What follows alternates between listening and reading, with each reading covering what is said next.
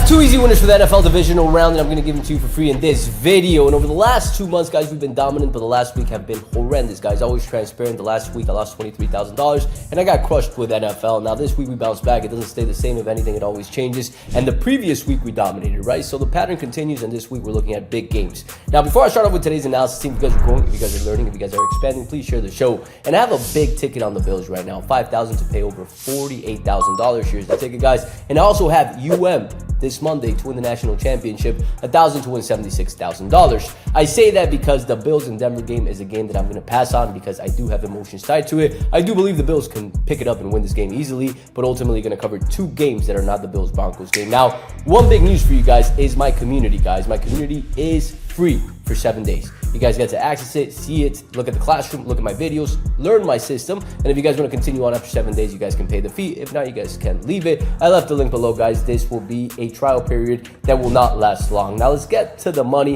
And I'm going to start off with game number one, Seattle Seahawks versus the San Francisco 49ers. The game that's at 8 p.m. Eastern time, and it is in Seattle. Line opened up at -7.5 in favor of Seattle Seahawks. Money and support right now going more to the 49ers. 75% of the bets and 61% of the handle. And they're also attracting a good amount on the money line. You would expect Seattle to have more of the money with how big of favorites they are. Now, when we look at the stats that matter here, first and foremost, guys, strength of schedule, Seattle has had it tougher. 20th compared to 26th. When we look at the defense side of things, that's where Seattle thrives. Compared to the San Francisco 49ers team, offensively, the Niners do thrive a little bit more. EPA per run, Niners lead, not by much. EPA per pass, Niners lead, but not by much. Now, one thing that you need to factor in is home and away stats in this type of matchup, guys, because Seattle is home.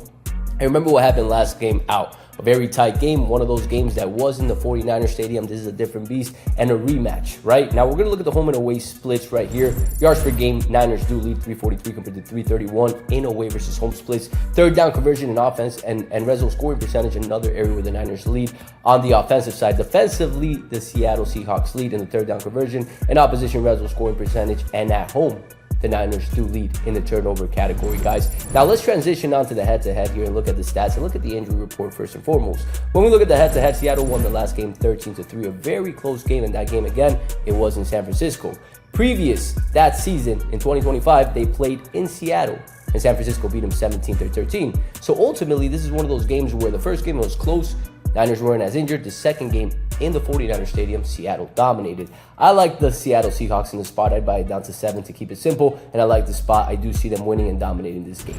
Now let's transition on to game number 2, guys. Game number 2, Los Angeles Rams versus the Chicago Bears. Line opened up at -3.5 in favor of the Rams in Chicago. Money and support right now going more to the Bears. 63% of the bets and 68% of the handle on the money line, 49% of the bets and 74% of the handle, guys. Now, when we transition on to the stats that matter and the strength of schedule, first and foremost, this is the most important part. Strength of schedule, the Bears lead 6th compared to 24th. Offensively, the Rams lead 1-8. Defensively, they also lead. EPA per run, Bears lead 0.3 compared to 0.2. EPA per pass, an area where the Rams do lead in the spot. The line to me is pretty telling. You're opening up the Rams in Chicago after Chicago just beat the Packers at -3.5. Now -2.5, not -1.5, which where I thought it was going to be, -3.5, meaning the Rams have to win by over a field goal to cover the spread. Now let's look at the stats that matter here. We're going to look at home and away.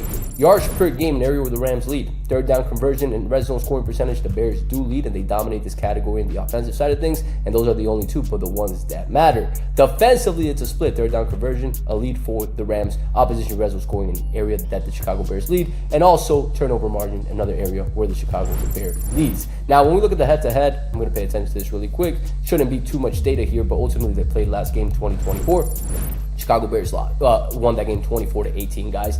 This is a spot to me that I like the Rams. I do like the Rams. I like them to win. I like them at -2.5 in this spot. Buy them from -3.5 to -2.5. You get it at -150, or buy it at -3 at -130 right now. And I like the spot for the Rams to continue moving forward. And I told you guys, I like them to make the Super Bowl. So I like them in the spot. I like them to win, and I like them to cover a 2.5 point spread. Last game that we'll cover here is Houston Texans versus the New England Patriots, guys. Saw what the Texans did yesterday. They were able to dominate defensively, and offensively they struggled. They had 3 turnovers, yet they still won that game by a long shot. That defense is the best in the nation. And now you're going to go to New England to face Drake May. Line opened up in favor of New England at -3. At -3, and right now the line is sitting at -3 majority of the books. With money and support, you're seeing more sharper money go to the New England Patriots. 58% of the bets, 78% of the handle on the money line, 59% of the bets, and 62% of the handle going to the New England Patriots, and the line is still sitting at that -3 line. Now, when we transition on to PFF and the strength of schedule, you see that the Texans have had it tougher. 18th compared to 32nd defensively, Texans number 1, and offensively 3rd for the Patriots, 17th for the Texans. EPA per run, Patriots lead. EPA per pass, they dominate. Drake May has been stellar this entire season. Now, when we look at the stats that matter here, so let's pay attention to this and also factor in strength of schedule that the Texans have had it tougher. Home and away split yards per game, New England leads on the 3rd down conversion and red zone scoring percentage. They also lead.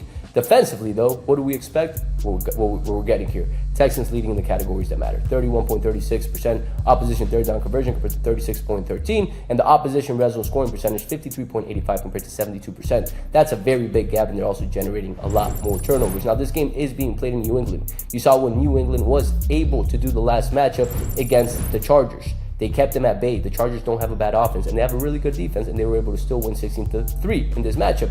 Now, Houston played a Pittsburgh team that offensively looked bad. They looked terrible. They weren't able to do one thing, and this matchup is not going to be like that. I like this game to be close, but I do like New England Patriots to win this game and cover a 2.5-point spread, guys. It will be closer than most people think. It'll be by 4 points. The game will feel tight the entire way, and the Patriots will end up winning that matchup late in the game, guys. So that is it for today, guys. Those are the 3 easy winners for the divisional matchup. I will have another YouTube video for the semifinals and the Super Bowl, and I've already done the video for the national championship, which was posted yesterday. Check it out so you get my pick. It is a good pick, and it's not UM money line because I have UM to win it all. It's actually a pick that I analyzed, and it makes sense, and it'll make sense to you as well, guys. So that is it for today. Let's win the day. Let's stick to discipline. Do not chase because we lost last week. Let's continue with the consistency because that's what's winning long term, guys. That is it for today. Let's win the day, and I'll catch you guys in the next video.